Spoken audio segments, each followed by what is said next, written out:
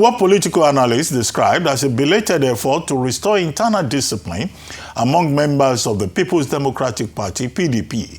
The faction of the party opposed to the Minister of the Federal Capital Territory, FCT, Wike, has expelled the minister, former governor of Ekiti State, Ayo Fayose, factional national secretary of the party, Samuel Anyanwu, and 8 others belonging to the Wike-led rival faction for alleged anti-party activities.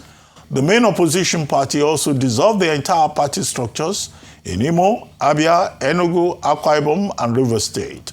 Others expelled from the party include National Legal Advisor Adeyemi Ajibades, SAN, Umar Bature, Abdurrahman Muhammad, Mao Habunwa, George Turner, Austin Wachuku, Abraham Ama, and Dan Obi. Joining us on this show to discuss Wike and 10 other suspension and what happens now is Umar Sani, a chieftain of the People's Democratic Party, PDP. Good morning, Umar Sani, the Cats. Good morning, and welcome to the morning show. Good morning, Dr. Abati. Morning. Well. Good morning. Yes. Good morning, Rufai Hussein. Good morning, sir. Okay, good to see you on the program. On Saturday, you issued 2 statements. First, you said INEC was observing the process, the convention in Ibadan.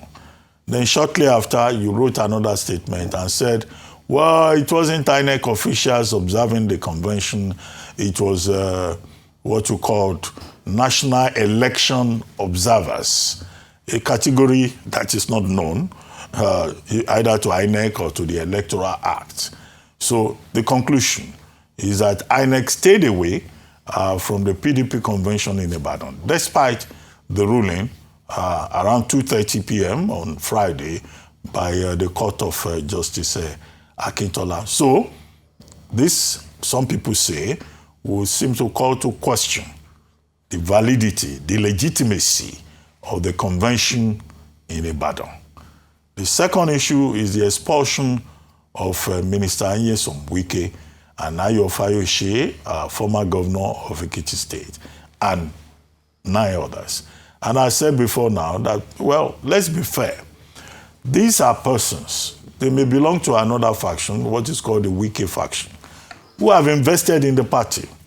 At a time, Minister Wike, as governor of Rivers State, was carrying the party on his back.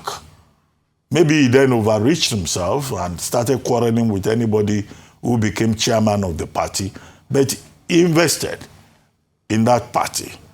So, okay, if they all committed anti-party infractions, so why are they being expelled now? Why not since 2023, before some of them became very powerful and very difficult? After all, Chief Olabode George, who moved the motion for expulsion, used to say, oh, it's a family affair. We will solve the problem. Now it's no longer a family affair. And it was Chief Olabode George himself who read the motion calling for their expulsion. Those 2 issues. Well, let me start with the first one, Dr. Abati. We were at the stadium and the master of ceremony brought some people, displayed them, and said, these are INEC officials. Immediately, I tweeted that the INEC officials are here. Moments later, Senator Bala Mohammed, the governor of Bauchi State, came on stage and collected the microphone and said, no, these are not INEC observers. These are national election observers. So, in order not to be caught in the web, for people to begin to see whether I lied, So I quickly now issued out a statement to say that Bala corrected it. This is what he said. Now, it is to send out the correct information out there so that I will not be accused of complicity in issuing my statements on X. So, and secondly, the issue of whether INEC presence or absence, will put to question the convention. It's not correct. The Electoral Act is very clear. It says INEC may attend. And in the convention that brought in Abure, INEC did not attend. They did not attend, and they said they were not going to recognize Abure. He went to court, got an order, and INEC said, in obedience to that order, we are recognizing him. And as I'm speaking to you now, up to now, the name of Abure is on the portal of INEC as the duly recognized chairman of Labour Party. Now, these are to put the perspectives for people to understand that the coming of INEC will not validate or invalidate the convention. The statutory requirements for the convention, which was to give them 21-day notice, has been given. And we have gone ahead to hold our convention in compliance with statutory court orders. The last court order that was issued was on Friday, around 2:30, by Justice A.L. Akintola of the Oyo State High Court, who has a jurisdiction to entertain the matter and who has been entertaining the matter. And you know, as a lawyer, you know the principle of last in. You know, so it gives us that leverage to conduct our convention. Secondly, on the issue of Wike and the rest carrying the party on their shoulders, and that the actions we took was coming a little bit too late. I want to say that the actions we took, it is better late than never. And even when we were saying we were going to resolve this thing as a family, it became very clear that there was no way we could resolve it as a family, because the BOT, in their last resolve to settle the matter, set up the Ambassador Hassan Adamu Committee for Reconciliation, which had Mike Ogiadome as the secretary, to try to broker some peace and reconciliation within the two camps, because I don't want to call them faction. A faction has been described by the Electoral Act that a court must recognize one of the two as a faction before you can call it a faction. So it's just, you know, an internal dispute within us. And I think Wike almost said so in his interview on national television, where he said it's a dispute among family members. Now, having said all this, now Hassan Adamu approached Wike, the committee approached Wike. All right. He said there are two. One of his conditions is that we must agree that we are not going to field a presidential candidate in 2027. That is the only condition that he will allow peace, or that this is a fight to finish. This is what he said. And so we cannot wait for a fight to finish. Yes. And we can't wait for a fight to finish. Yes. We have to end the fight. Yes, I'm sure you can predict that he will put up a fight to the finish, as you already said. But beyond Wike and the lack of INEC being present at the convention over the weekend, there were also some states that were not represented: Osun State, Taraba State, and Rivers State. Osun was there, Deputy Governor. The delegates from that state and the governor from the state wasn't there. River State, Taraba State were not there at the convention. These are critical areas to look into as to whether or not the PDP still has a standing, especially ahead of 2027. Earlier we talked about the fact that the convention demonstrated that the PDP was literally dead, and it would be difficult to see how you would be able to bounce back and bring all stakeholders together. Compounding the matter was the expulsion of these 11 prominent and political heavyweights, if you put it that way, influential political figures in the PDP, led by Nyesom Wike, Ayo Fayose, Samuel Anyanwu. How is the PDP going to survive a deluge of what we're going to say as court cases, dissents from members, within membership of your party? Can the PDP survive this? Okay, let me first and foremost address the issue of the delegates. The expected number of delegates from our delegate list, which the accreditation committee verified is 3,131 delegates are expected at the convention. But a total of 2,745 delegates were present. This is excluding the Taraba delegates who came late.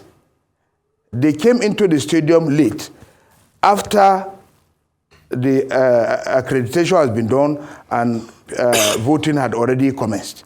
So there was no way they could have been accredited, and so they could not perform their statutory responsibility. However, the number of states from the accreditation committee report that didn't show up are only 2, Jigawa State and Sokoto State. All other states were present. Was River State present? Either complete. Was River State yes, present? Yes, River State was present because, yes, you see, your judgment is that because Wike is in charge of rivers, there are no delegates in rivers that are not with Wike. I mean, if you give the facts, it's not because of Wike. For instance, okay, let me state it. You see, we have a lot of people like Senator Lee Meba is a delegate. We have Uche Secondos is a delegate. They are not together with this. We have Celeste Omeha is a delegate. Austin Okpara is a delegate. They are all from Rivers. And there are other such delegates under them. So they are most likely to come there. And they were there. It's not all the delegates that were there, but some delegates were there from River State. Okay. Okay. And the last question you asked is that we expelled heavyweights. In our party, everybody is a heavyweight. If you can help us win election, we did not believe that anybody is not important. Everybody has his areas of importance and how he can play it. Now, we cannot accept people who will openly disparage our party, try to kill it, and then we now say we cannot do anything because they are heavyweights. We have to do something and to salvage our party. And our party is the largest party in Nigeria. It is the largest party with all the structures. It is a party that has not changed name. It has not changed logo. It has not changed anything. It is the party that is still subsisting. And it is not a carcass. Okay. It's not a carcass. Okay. You said your party is the largest party in Nigeria. Do you have empirical proof for that? Is it bigger than the APC now as we speak? Because the APC too makes that claim. That's what I'm asking. Well, I don't... Do you have the empirical proof for that? Okay, the APC... How many governors do you is have? making a claim. No, is that the measure of knowing the strength of the that's an political aside party? question. The number, no. I want to ask you: is that the measure of knowing the strength of a political party because they have governors and we don't have governors? That's one of the measures. Now, that's one of the measures. In fact, the governor of Taraba is leaving soon. He's leaving on Wednesday here, so it's a strong measure. If you lose governors, if you hemorrhage governors, then it shows that you're not popular. So that's one of the measures. Yes. That's one of the measures. By the way, can I also ask you about No, please, let me address this. Let me address this, please. Yes. Let me address this, yes. Now, let me tell you that because a governor who was elected under the PDP leaves for another party, transferring our mandate to another party does not make him popular or does not make the other party popular. It is called poaching.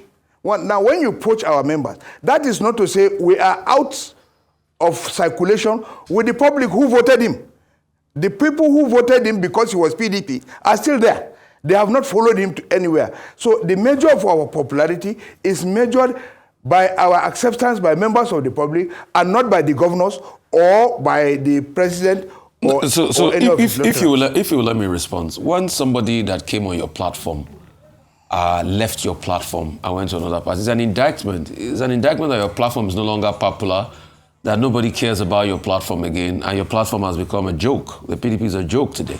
The question I want to ask you now is about Fubara. Do you people still even consider the man, Fubara, as part of your party? Because nobody even extended anything to him. Is he still part of your party, or when is he going to complete his transfer window? Because, what's it called? The governor of Taraba, I'm sure he already has his medicals now.